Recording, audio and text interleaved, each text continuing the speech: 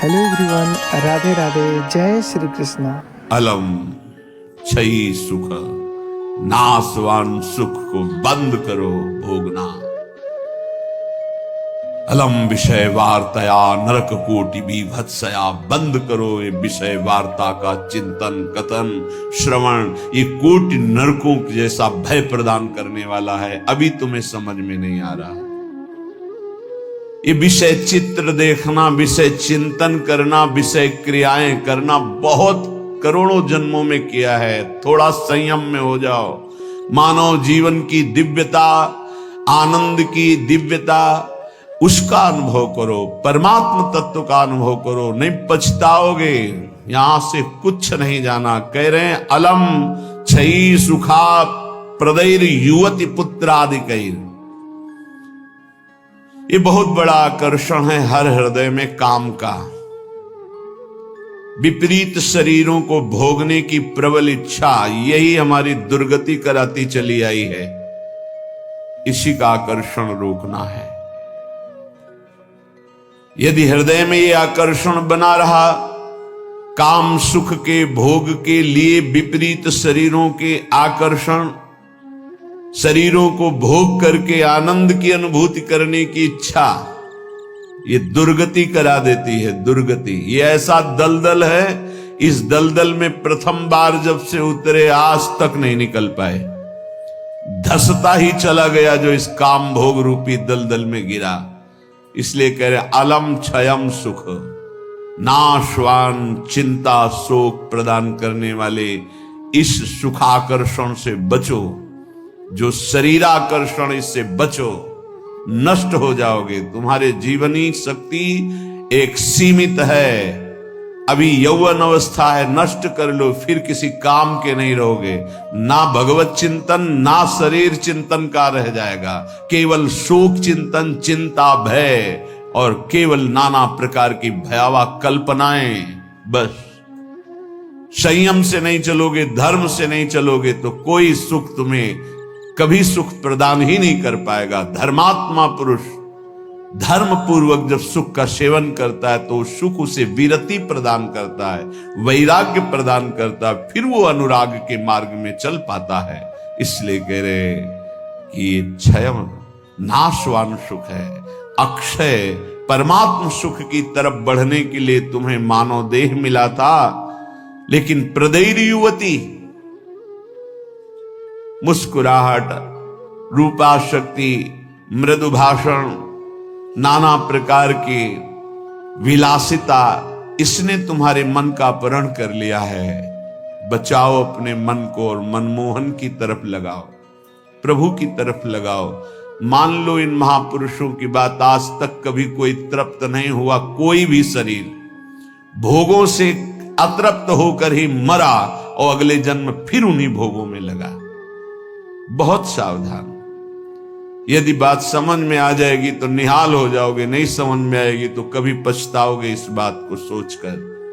ये महापुरुषों के वचन है। धर्म पूर्वक भजन करते हुए यदि भोगों का सेवन करोगे तो वैराग्य हो जाएगा और भगवान के चरणों में अनुराग के मार्ग में चल पड़ोगे, गृहस्थ हो या विरक्त। अधर्म पूर्वक विषयों का सेवन करोगे, मलिन अंतःकरण, रागी अंतःकरण, हिंसक स्वभाव, क्रूर स्वभाव, ससुख वांछा, आसुरी स्वभाव वाला बन जाएगा, जीवन नष्ट हो जाएगा। श्रीपाद कह रहे हैं वित्तादिकैर, धन के द्वारा भोगों को संग्रह करके भोगने की इच्छा, ये महान पापाचरण कराती है। अवस्था हो गई है भोग त्याग कर भजन करने की, फिर भी रुपए के बल से भोग भोगने की प्रबल आकांक्षा। खरीद के भोगेंगे, भोग लो। पैसा है, अभी पुण्य के द्वारा, पूर्व पुण्य के द्वारा तुम्हारे पास जो श्री है, लक्ष्मी है, उसका दुरुपयोग कर लो। दुरुपयोग, 4 भूखों को भोजन पवा देते उसी पैसे से तो तुम्हारी सदगति का कारण बनता।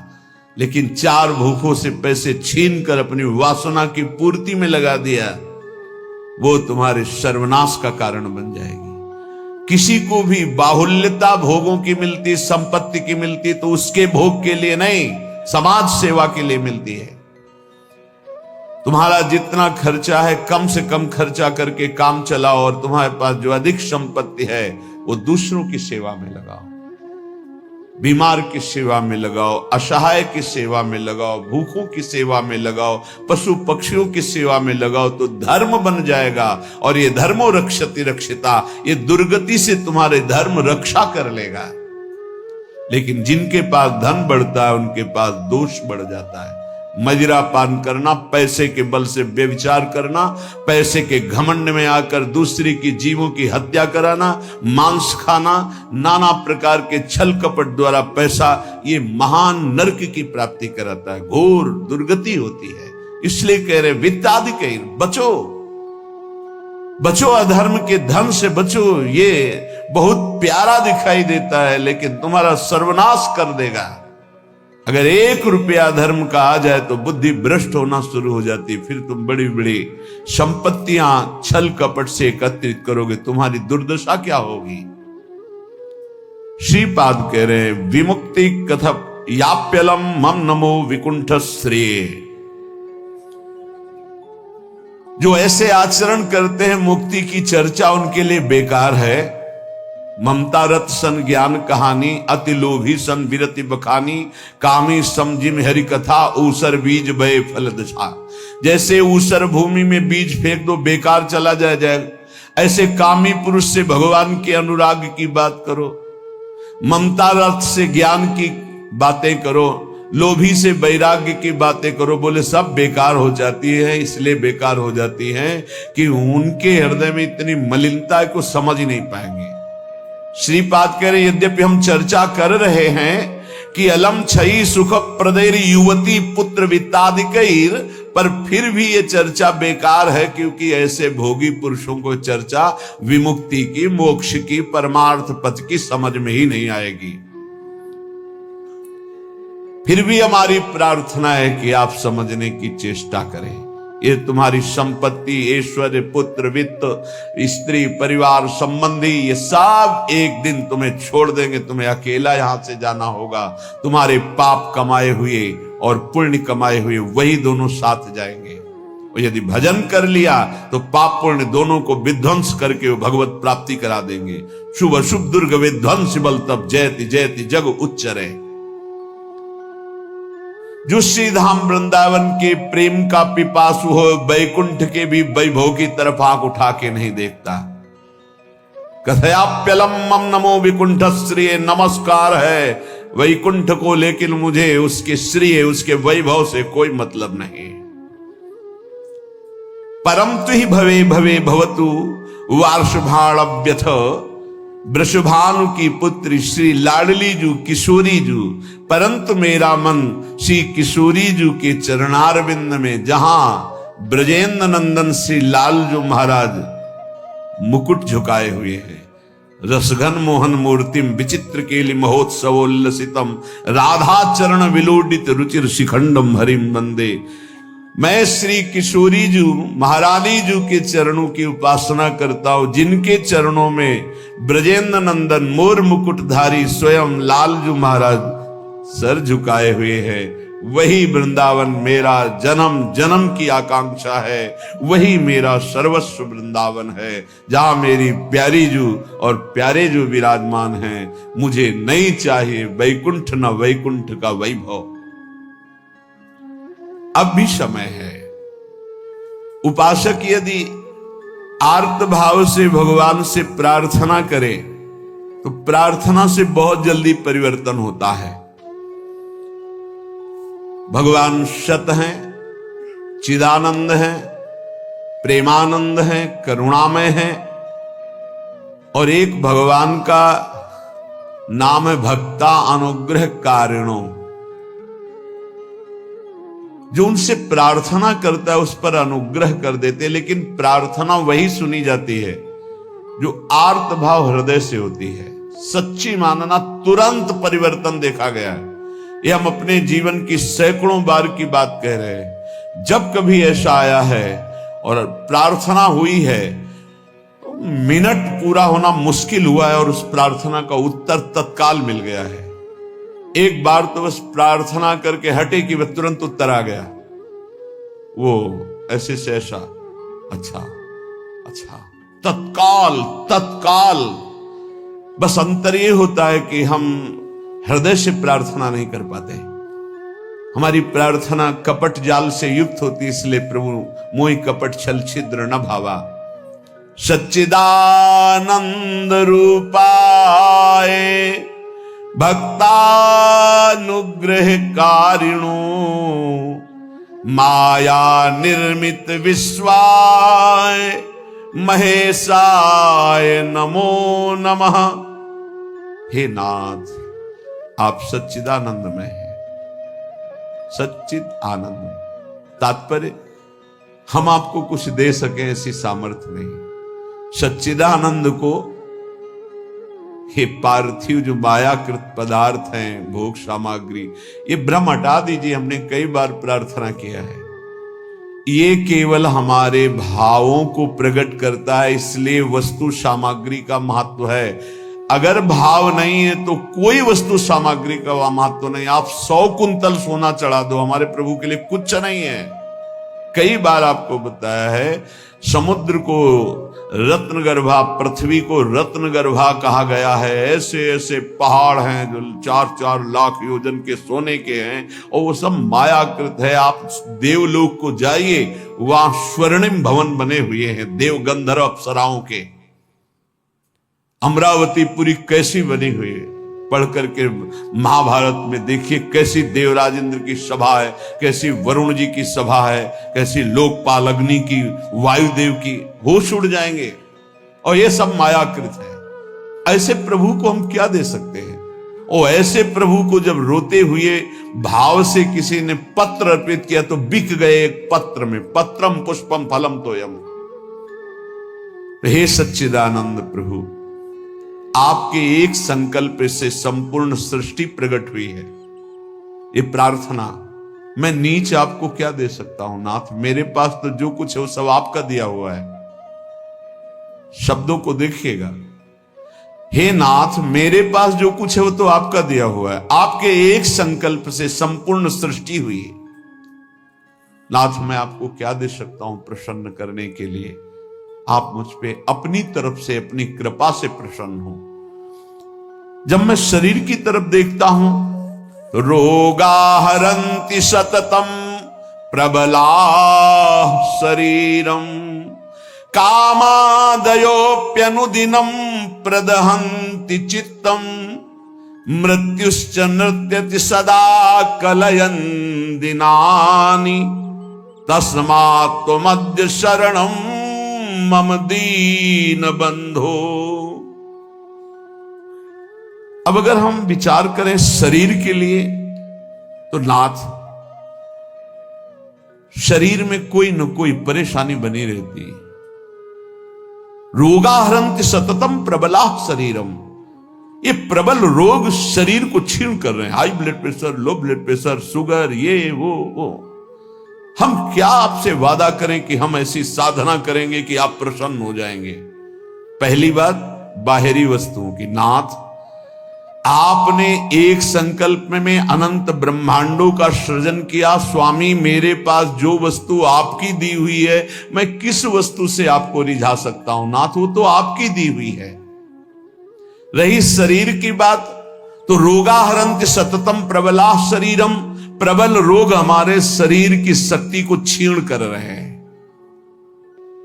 अंदर आए सूक्ष्म शरीर, तो कामादयोप्यनुदिनम प्रदहन्ति चित्तम, ये काम क्रोध लोभ मोह मद मत्सर इतना गंदा किए हैं अंदर की, हम कैसे आपको कहें कि हम अंदर से आपका ध्यान धर पाएंगे? कभी काम अपना प्रभाव दिखाता है, कभी क्रोध अपना प्रभाव, कभी लोभ, कभी मोह, कभी अहंकार, कभी ईर्ष्या। नाथ, बड़ा गंदा हृदय है। और पूरे जीवन की तरफ देखें, वादा करें कि आज संकल्प लेते हैं कि 5 वर्ष हम ऐसा करेंगे, तो 5 मिनट का भरोसा नहीं।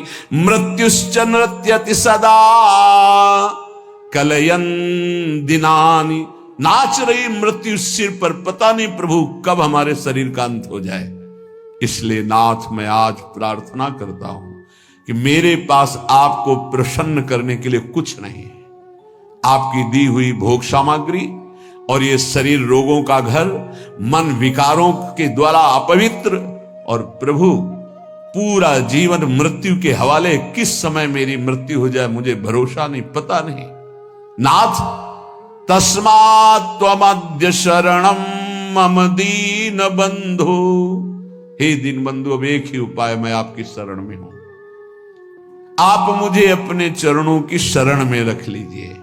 हे प्रभु, वे देहो विनश्यति सदा परिणामशीलस्, चित्तम च खिद्यति सदा विषयानुरागी, बुद्धि सदा हि रमते विषयेषु नान्तस्, तस्मात् त्वमद्य शरणं मम दीन बंधु। बहुत सुंदर। नाथ, ये शरीर का प्रतिपल परिवर्तन हो रहा है। कभी घुटने के बल था, फिर किशोर अवस्था आई, फिर जवानी आई, फिर धीरे धीरे ढल रहा है। ये नाशवान शरीर नाश की तरफ जा रहा है और प्रभु मन प्रतिपल भोगों में लगा हुआ है। हमारा चित्त प्रतिपल भोगों में लगा हुआ है। ईमानदारी की बात देख लो, ये खाऊंगा, ये पीऊंगा, ये देखूंगा, ये भोगूंगा, ये भोगा, अब ये भोगूंगा, ऐसी ही गणित चलती रहती है अंदर। और मेरी बुद्धि बस एक ही बात, इस विषय को भोगने में ये सुख है निश्चय करती है, विषयों में सुख है। मारा गया प्रभु, मारा गया। कुछ भी ऐसा नहीं है जिस पर मैं टिक सकूं। शरीर टिक नहीं रहा क्योंकि नाशवान प्रतिक्षण नाश की तरफ जा रहा। मन प्रतिक्षण भोगों का चिंतन कर रहा। बुद्धि यही निश्चय करा रही कि भोगों में, रुपया में, घर में, मकान में, स्त्री में, पुत्र में, शरीर में, इन्हीं में सुख है। नाथ, कभी मैं आत्मा राम नहीं बन सका, अर्थात अपने स्वरूप को नहीं जाना कि मैं कौन हूं। इसलिए दीन बंधु, अब आपकी शरण में हूं, बचा लीजिए मुझे। हे नाथ, मैं आपकी शरण में हूं। आयुर्विनश्यति यथा मघटस्तथोयम्, विद्युत प्रभेव चपला बत यौवनश्री, वृद्धा प्रधावती यथा मृगराज पत्नी, तस्मात् त्वमद्य शरणं मम दीन बंधु। प्रभु, जैसे कच्चे घड़े के प्रभाव को जानो कि पानी डालते ही वो फैल जाता है, नष्ट हो जाता है। कच्चे घड़े में पानी नहीं टिकता। नाथ, इस तरह मेरा शरीर है, कच्चे घड़े की तरह, पता नहीं कब फूट जाए। जैसे पानी का बुलबुला बढ़िया दिखाई दे रहा है, लेकिन किस क्षण फूट जाए उसका भरोसा नहीं। बिल्कुल ऐसे ही विद्युत प्रभेव चपला बत यौवनश्री, ये जवानी, ये वैभव बिजली की तरह है। इसको भी देखा, बहुत चंद दिनों में नष्ट होते देखा। ये जो श्री अर्थात लक्ष्मी है, चपला है, इसे चंचला कहा गया है। ये किसी एक जेब में बराबर नहीं टिकेगी। वही रुपया लाखों लोग कह चुके हैं कि मेरा है और लाखों कहेंगे मेरा है, वो बदलता चला जाएगा, चपला है। आयुर्विनश्यति यथा मघटस्थ तोयम, विद्युत प्रभेव चपला बत यौवनश्री। ये जवानी, ये रुपया, ये भोग सामग्री, ये वाहवाही किसी की ब्याही हुई नहीं है। आज जवान हो, कल तुम्हारी दुर्दशा हो जाएगी। आज धनी हो, कल मांग करके तुम्हें खाने की भी हिम्मत नहीं रहेगी, ऐसी स्थिति आ जाएगी। बहुत होश में। वृद्धा प्रधावती यथा मृगराज पत्नी, जैसे सिंहनी खाने को तैयार है, ऐसे रोग युक्त वृद्धावस्था तुम्हारा इंतजार कर रही। जब धक्का लगा के घर से बाहर कर दिए जाओगे, कर्म के परिणाम में कुछ भी तुम्हारा नहीं, कोई भी तुम्हारा नहीं। ऐसे कितने उदाहरण हैं। इसलिए अभी दीन बंधु, प्रभु के नाम जपने का अवसर जप लो। अभी प्रभु की शरण में हो जाओ। तुम्हारा मंगल हो जाएगा, इस पर भरोसा मत करो। जब घटनाएं सुनते हैं तो लगता है कि लोगों को सीख लेनी चाहिए। अपने पुत्र को 10,000 करोड़ की संपत्ति कमा के दी, उसी पुत्र ने धक्का मार के बाहर कर दिया और रोता घूम रहा है कि हमें अपने घर में रख ले। ए भाई, हरिशरणम अगर ये जीवन में नहीं है तो तुम्हारा सब जीवन व्यर्थ चला जाएगा। आयाद व्ययो मम भवत्यधिको अविनीते कामादयो हि बलिनो निबला समाद्या मृत्युर्यदा तुदति मां बत किं बदेयम। हे प्रभु, ये जो रुपए की आय है ये जीव को पागल बना देती है, धर्म से भ्रष्ट कर देती है। ये भी देखा है, जितना अधिक रुपया आएगा उतनी बुद्धि भ्रष्ट होती चली जाएगी। रुपये का सदुपयोग कोई महाभागवत कर पाता है नहीं, रुपया बहुत बुरी तरह कर्म बिगाड़ देता है। जहां रुपया बढ़ा तो फिर कर्म बिगाड़ देता है, कुछ नहीं, भारी प्रमाद। ये जो आप लोग बैठकर सत्संग सुन रहे हैं, बड़ी भगवत कृपा है जो आप यहां आकर के सत्संग सुन रहे हैं, भगवत कृपा। संसारियों को भगवत चर्चा सुनने की ना प्रेरणा होती है, ना इच्छा होती है, ना समय दिया जाता है। और जिसे सत्संग नहीं मिला जीवन में, उसका जीवन कूड़ा बना रहता है। गंदे आचरण, गंदा खाना पीना, गंदा व्यवहार।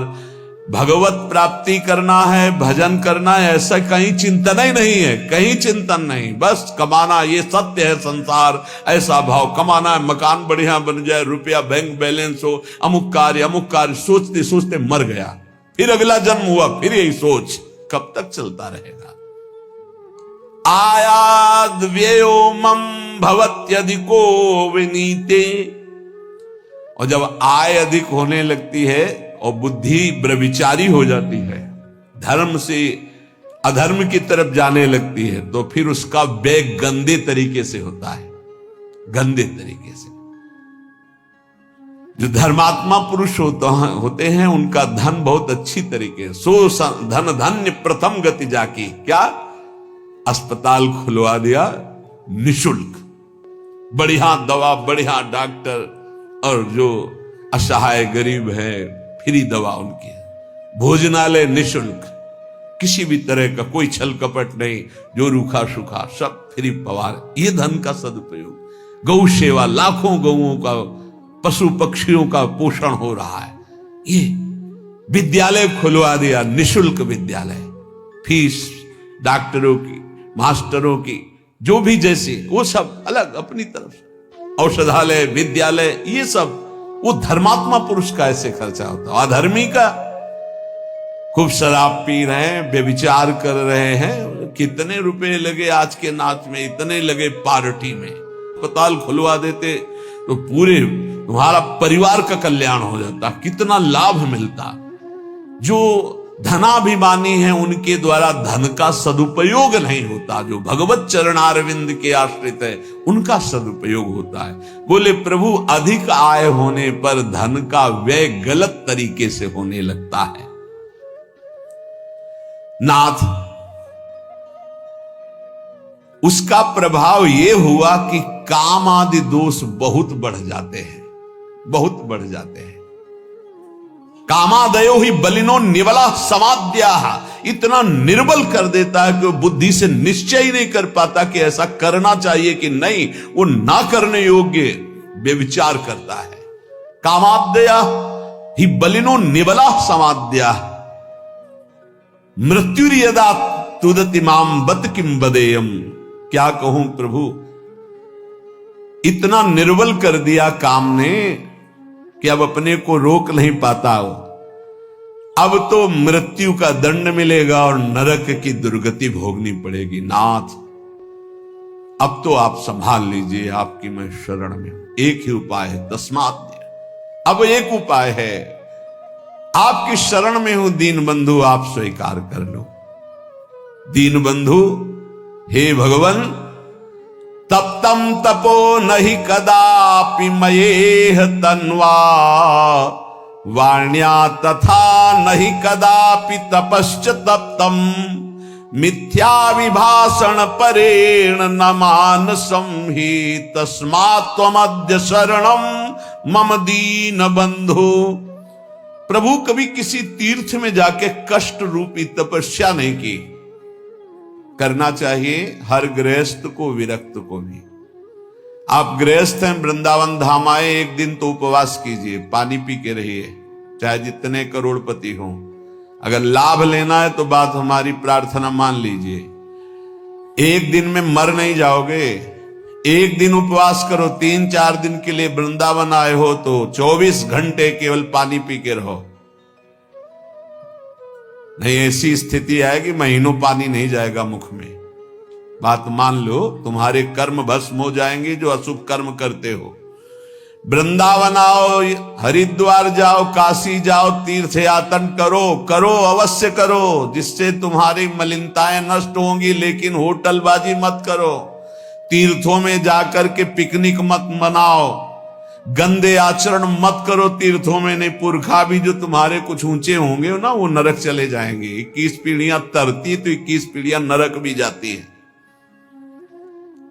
तीर्थ याटन करने का लाभ वही ले पाता है जो तीर्थों में जाके तप करता है, कष्ट सहता है। एक दिन जल से व्यतीत करो, दूसरे दिन फलाहार करो, तीसरे दिन थोड़ा अन्न ले लो, कोई अपराध न बनने पावे, बचा के अपने पुण्य निकल जाओ। कोई दोष दर्शन न करो, किसी की निंदा न करो, कोई पापाचरण न करो। तीर्थ आए हो, किसी को जब तक साधु संग नहीं मिलता तो तीर्थों का भी लाभ नहीं ले पाते। वृंदावन धाम आए, मुख में मसाला खाए, बच्चे से थूक दिया, वैष्णव आ रहा जब करते, और उसके पैर में पड़ा, सारे सुख तो थूकने वाले के नष्ट हो गए। दोना में चाट खाई, परिक्रमा मार्ग में फेंक दिया। उनको क्या पता है कि कहां क्या है। दीवाल में ऊपर लिखा है राधा, और वहीं खड़े लोग संग। तुम्हारे पुरखा भी सुकृतहीन हो जाएंगे जो तुम आचरण कर रहे हो, क्योंकि तुम्हारे भाव का संबंध है वहां से। बहुत सावधान। तीर्थों में लाभ तभी ले सकते हो, लघु शंका बहुत देख के, कहां करना, थूकना बहुत देख के। तीर्थों में जाए, पक्का एक दिन उपवास करे, एक दिन फलाहार करे, एक दिन थोड़ा सा अन्न, और वो भी पवित्र अन्न। ऐसा नहीं कि आदेश कर दिया खूब छौंक बघार के, प्याज लहसुन हो, ये वो। तीर्थ याटन करने गए हो, ऐसे थोड़ी जाया जाता है तीर्थ याटन। मनोरंजन के लिए मत जाना कभी हरिद्वार, ऋषिकेश, काशी और वृंदावन। मनोरंजन के लिए मत आना। अगर मनोरंजन के लिए आए हो तो जितने सुकृत हैं सब नष्ट हो जाएंगे। यहाँ का होटल लिया और वही सब करते हैं जो बंबई कलकत्ता में करते हैं। बंबई कलकत्ता नहीं है, ये नित्य विहार स्थली प्रिया प्रीतम के। एक सुकृत करोड़ों सुकृत के बराबर, और एक पाप करोड़ों पाप से भी भारी पड़ेगा यहां। इसलिए होश में तो कह रहे प्रभु, तप्तम तपो नहीं कदापि मयेह तन्वा। इस शरीर को कभी तपस्या के द्वारा कष्ट नहीं दिया, तीर्थों में जाके देना चाहिए कष्ट।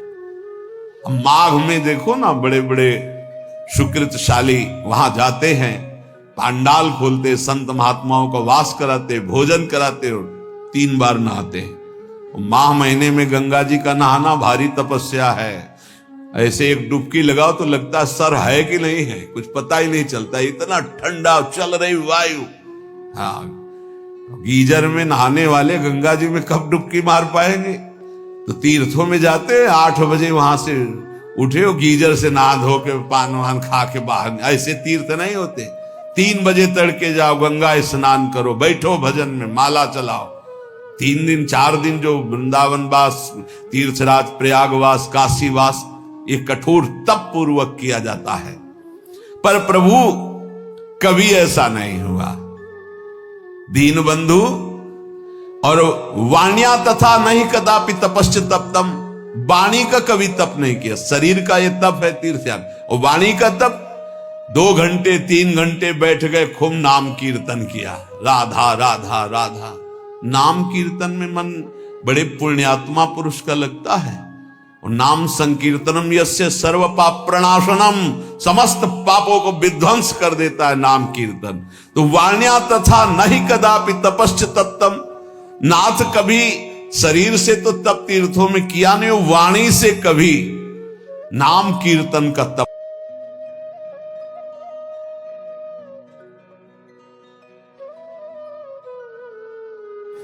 हेलो एवरीवन, राधे राधे, जय Shri Krishna. Thank you so much guys. Video देखने के लिए आप लोगों का तहे दिल से शुक्रिया, तहे दिल से धन्यवाद आप लोगों का। आप लोग वीडियो को ज़्यादा से ज़्यादा शेयर करिएगा और आप लोग कोई भी प्रश्न हो एक कमेंट करिएगा, ज़रूर हम आप लोगों को रिप्लाई करेंगे। और गुरु जी ने जो भी बातें बताई हैं उन पे आप लोग अमल करिए, नाम जाप करिए ज़्यादा से ज़्यादा, क्योंकि यही हमारे साथ जाएगा। क्योंकि कहा जाता है कि कलयुग केवल नाम आधारा, सुमिर सुमिर नर उतरहु पारा। इस संसार में जो चीज़ें देख रहे हैं सब कुछ माया है, सब कुछ माया है। क्योंकि जो चीज़ें बदलती हैं सब माया होता है, सत्य हमेशा एक होता है, अडिग होता है। ओके, तो ज़्यादा से ज़्यादा आप लोग नाम जाप करिए, क्योंकि नाम ही इस कलयुग में ना हम लोगों को भव सागर से पार लगाएगा। Thank you so much guys, love you.